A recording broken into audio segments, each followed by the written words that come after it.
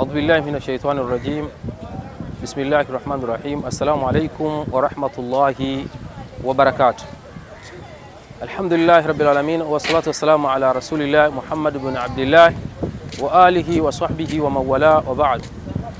Kwa jina naitwa Mwenda Said Mwenda, ni naibu katibu mkuu utawala na fedha wa Baraza Kuu la Waislamu Tanzania BAKWATA.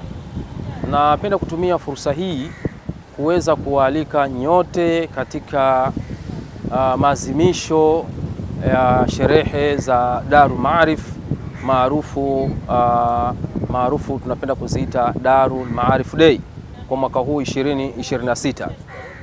Tunapenda kutumia nafasi hii kuweza kuwaalika nyote kutoka mikoa yote 26, kwa maana viongozi wa BAKWATA mikoa yote 26, lakini Waislamu wote.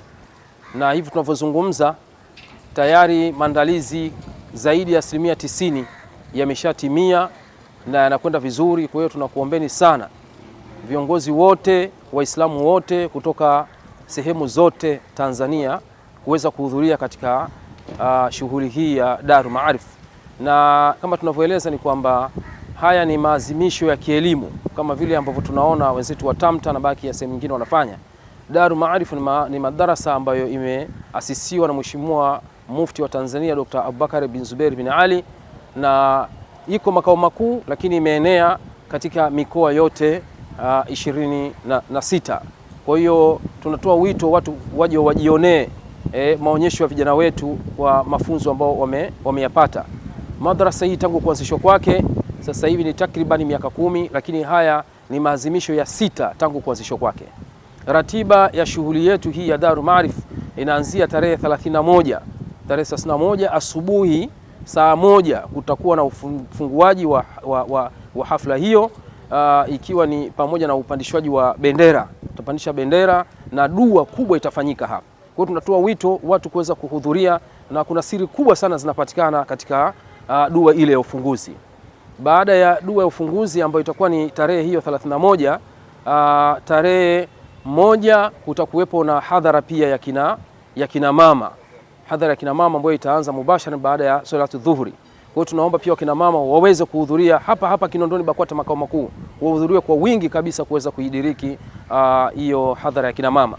Lakini usiku wake wa tarehe hiyo tarehe 1 utakuwepo na samai. Kwa hiyo pia tunataka wana Dar es Salaam wote, viunga vyote vya wana Dar es Salaam, kata zote, misikiti, zawia zote waweze kuhudhuria pia katika hiyo samai.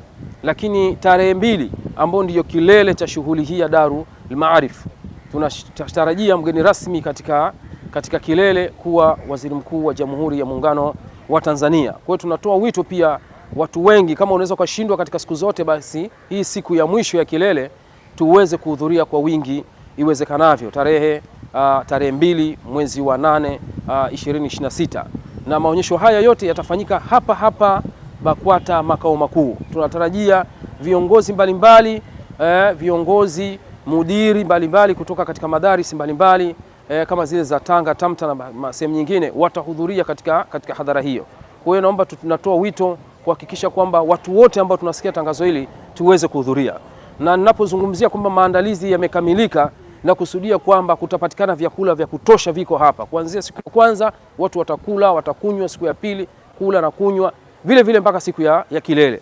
Kwa hiyo tunakuombeni sana muweze kuhudhuria ili tuweze kuadhimisha elimu. Baada ya kuyasema haya, assalamu alaikum wa rahmatullahi wa barakatuh.